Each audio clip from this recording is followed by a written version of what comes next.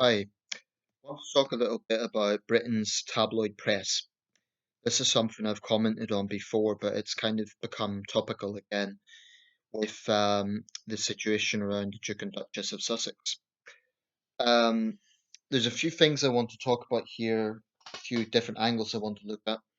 Firstly, about the Sussex situation, because I don't even know if they're going to retain those titles or not. There's quite a lot of differing information going on right now. Um, I've kind of mixed views on it.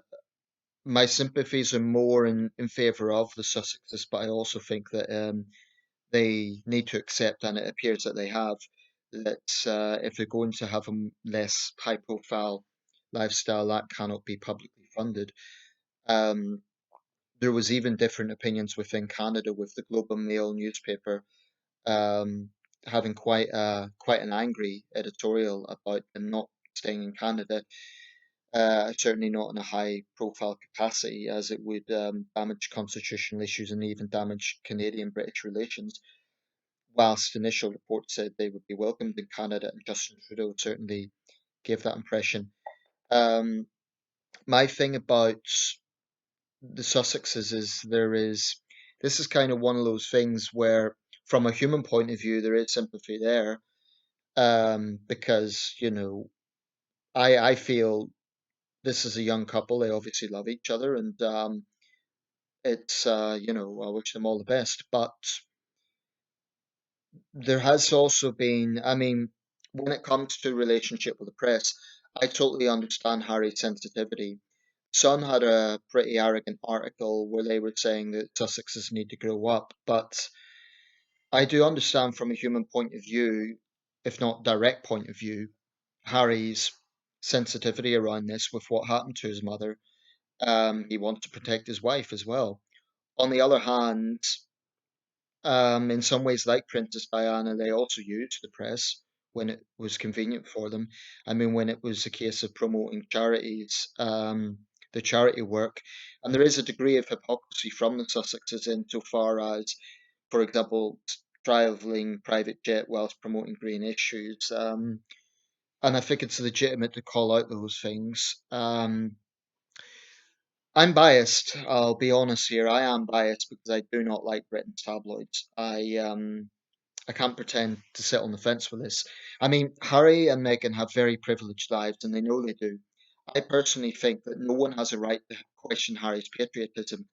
I don't think the way he went about things was particularly good. I don't think he should have kind of made it public before talking to his family. I mean, the Windsors, the royal family. I thought that was a bit reckless. Um, I also think there's a whole drama going on with the Markles. I mean, with her father claiming that she's cheapened an ancient institution. Well, this is a man, as Majid Nawaz said on LBC, that is publicly, denouncing his own daughter. It just seems a bit classless, a bit tacky. Um, there will be people who are saying that she was an infiltrator to try and destroy the royal family. She was an upstart, X, Y, and Z. As for the racism issue, I think that is it's not non-existent. I think there probably has been some racist sentiments against her, but I think Lawrence Fox is right on Question Time to say that is not, that is not the main issue. I know he didn't say it in those words, but those who are saying, "Oh, she's been driven out of Britain because of racism," I think that's a lot of nonsense.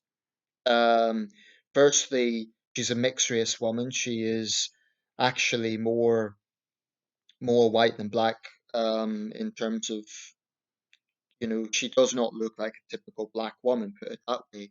So it's not like, if she's not, she couldn't be called a visible minority in that sense. But I think that this also gets into the issue of the press, tabloid press. I came across an article from the Eye, and you might say this is a case of the natural enemies, but they had an article from a year ago, so from January 2019, why the Sun's £91 million losses throw the future of popular journalism into doubt.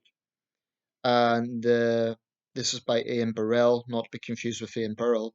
If the Sun is hemorrhaging so much money, then what hope is there for any other tabloid? The huge losses posted by the publishers of the Sun throw into question the long term future of this country's long tradition of red top popular journalism. The Sun is a polarizing brand. As well as loyal readers, it has made many enemies who will take pleasure from its financial travails. The Sun is Britain's most widely read newspaper. That's actually been surpassed by the Metro within the last year. In print, it maintains a circulation of 1.4 million, more than any other paid for title, including digital platforms. It reaches some 29.5 million each month, but that will be including an international audience. I mean, I have non British friends or people I know are subscribed to The Sun, thanks to a website that has grown prolifically since it emerged from behind a paywall 3 years ago. Yet News Group Newspapers, NGM, publishers of The Sun and The Sun on Sunday, has declared a staggering pre-tax loss of £91.2 million for the year to the 1st of July. In the previous year, the Sun lost 24 million despite a 55 million tax rebate, and the year before it was 62 million in the red. Clearly, there's something happening here. There is a changing industry which is affecting all newspapers, tabloid and broadsheet. And I should say the actual word tabloid technically just refers to tabloid size, which is about this sort of size. It's not referring to the style of journalism, although that's kind of become what it's known for in the public mind. Actually, red top journalism, or the older term yellow journalism, is more appropriate because the Eye, for example, is the same size as the Sun. It's technically tabloid sized. Whereas the Berliner format, which was a bit bigger, then you had the only national newspaper that still does a really big size is the Daily Telegraph, which is traditional but it's a bit awkward to read. Um, so this is interesting. I mean, 1.4 million in print. Uh, that's way down from close to 4 million in the late 80s when one could argue it was really at its peak. Um, and The Sun is a newspaper that has long had many scandals over the Hillsborough disaster, over its coverage of issues such as mental health, where they famously spoke about the ex-heavyweight boxer Bunkers Bruno, things like that. And not to mention the phone hacking scandal of 2011, of which The Sun was very central to that scandal. I do not like The Sun. I think it's got a pretty mean-spirited and nasty streak at its core. I think that's true of every tabloid. The Daily Mail has it as well, although they're rivals and they don't have quite the same style.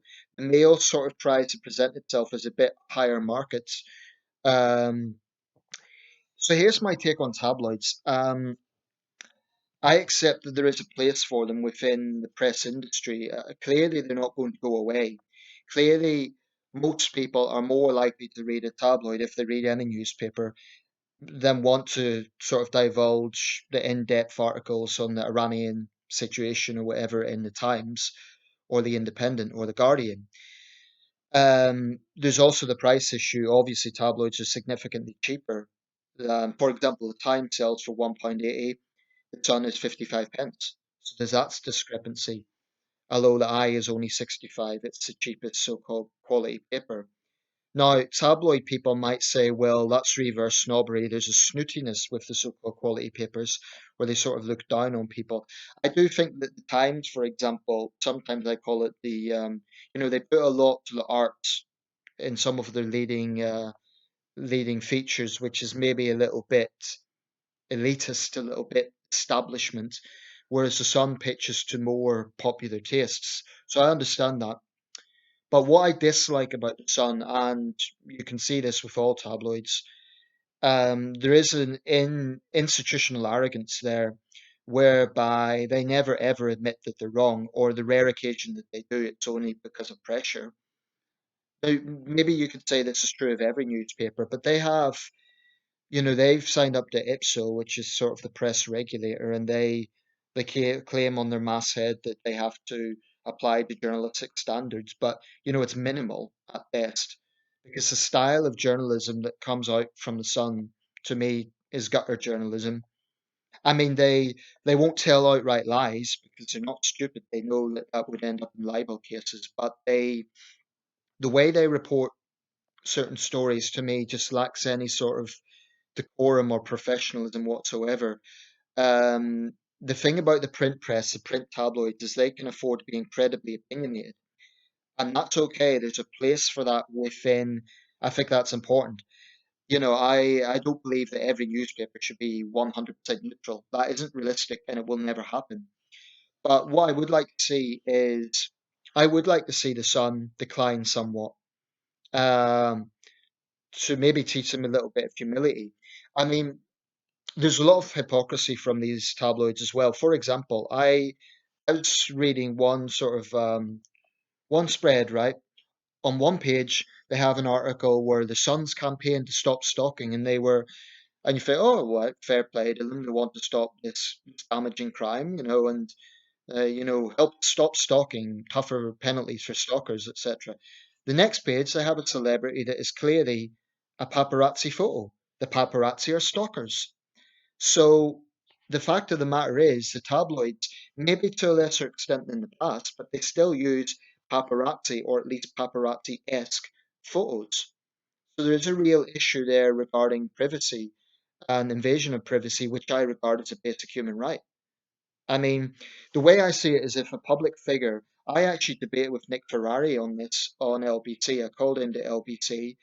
I was talking about the issue of doorstepping, and we had a little bit of a debate about it. Ferrari had said that as an editor, I don't know if he'd ever worked on print press. I think he may have worked on The Sun actually. Um, he had got his staff to doorstep because there was no other way to get the report. I would question that because if a politician or a business person is avoiding interviews, then they can just report that. They can say this person is avoiding our request for interviews. To me, doorstepping is definitely borderline harassment. It's definitely paparazzi-esque behavior. And it isn't just the tabloids that do it.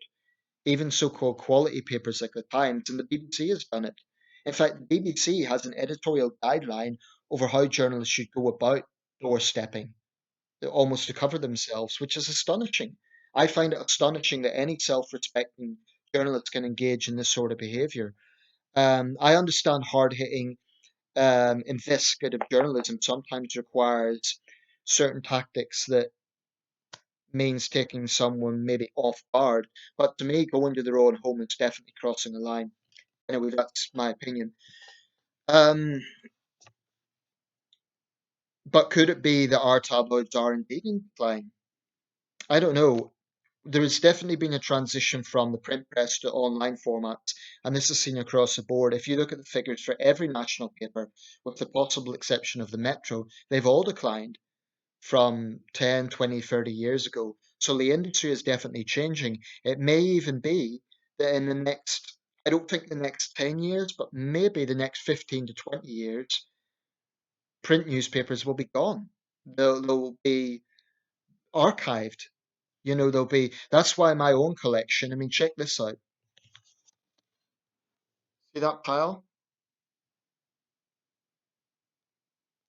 That pile is just 2019.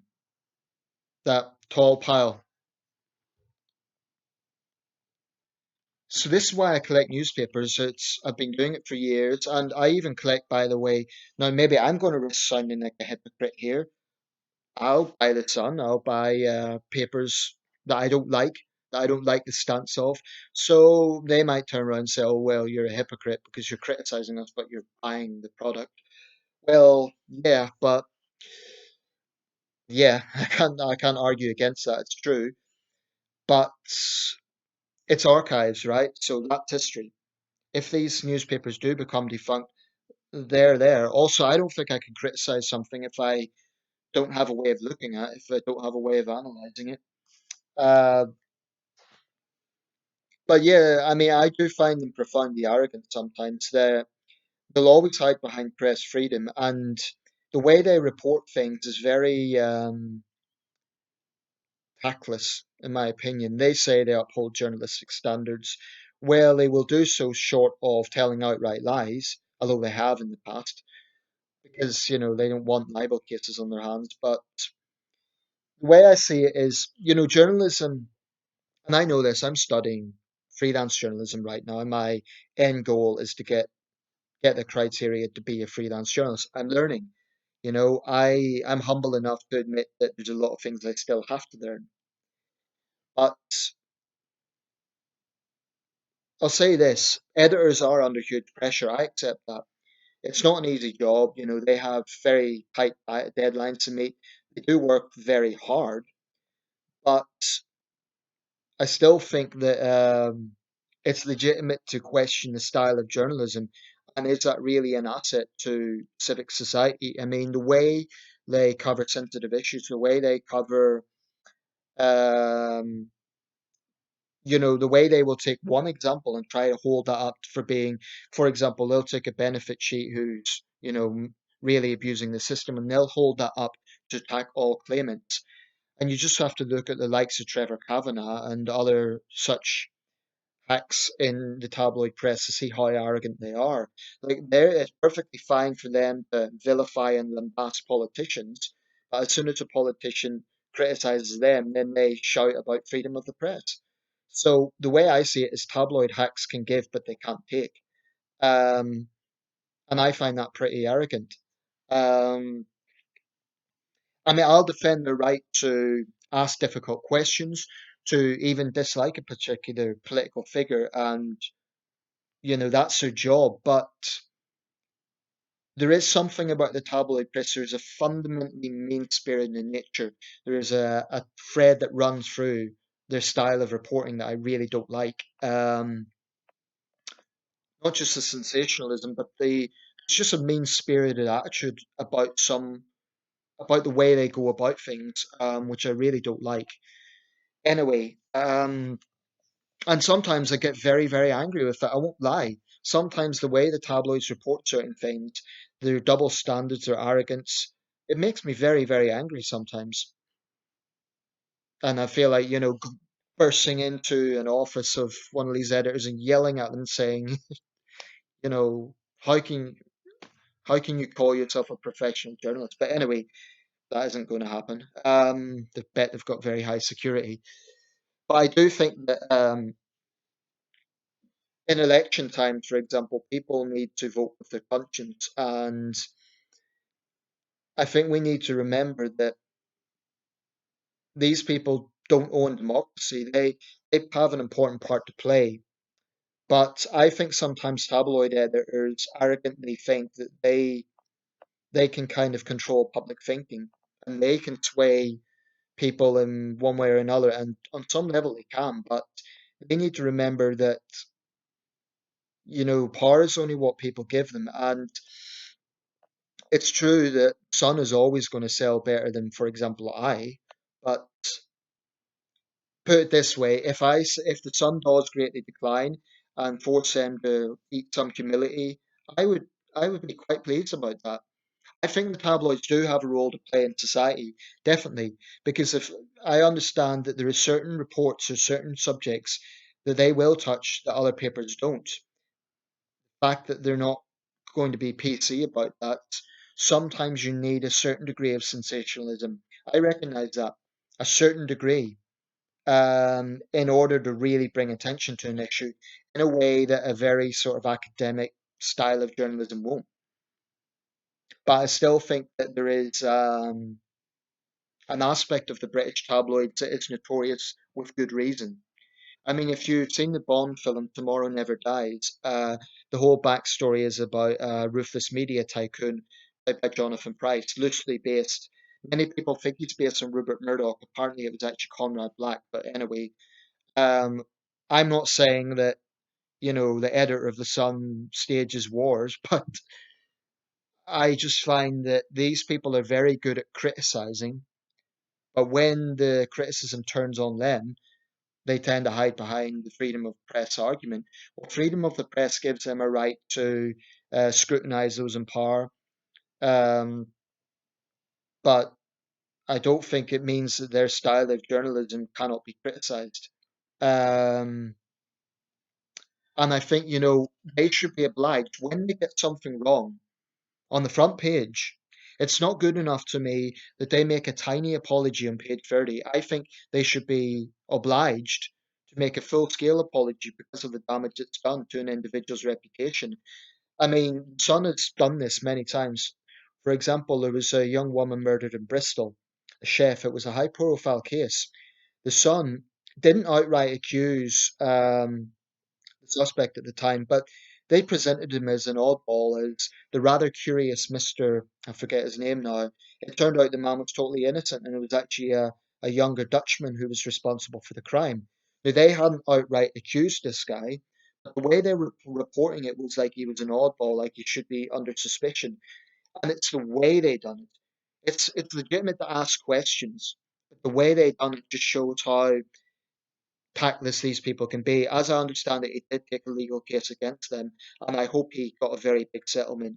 Because what that does is it smears someone. It's a David and Goliath situation. This guy was just a landlord. He wasn't some big media tycoon.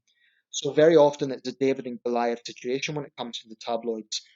I have a book, and I'll close with this, called Dial M for Murdoch, written by Tom Watson, and I forget who the co-author is, but it's about the whole phone hacking scandal, and that'll make interesting reading when I get into it. Um, anyway, leave it there. I fully, I would fully be prepared to take it on the chin if people say, "Well, you're a hypocrite. You buy it, son, occasionally."